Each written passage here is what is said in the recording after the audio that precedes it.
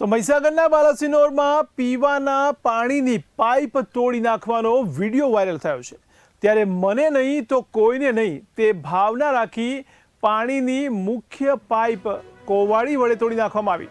તો બાલાસિનોરના ઇન્દિરા નગરી વિસ્તારની આ ઘટના છે, જેમાં પીવાનું પાણી ન મળતા સ્થાનિક ગોવિંદ વાઘેલાએ પાઇપને કોવાડીના ઘા મારીને તોડી નાખી।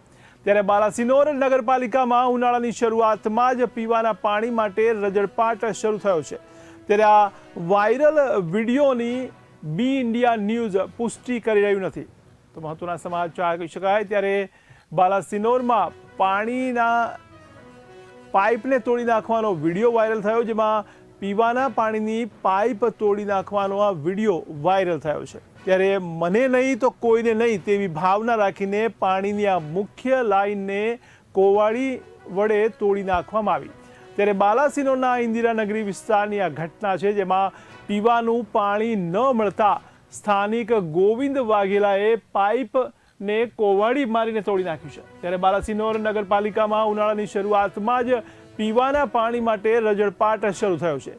જોકે આ વાયરલ વિડીયોની બી ઇન્ડિયા ન્યૂઝ પુષ્ટિ કરતો નથી।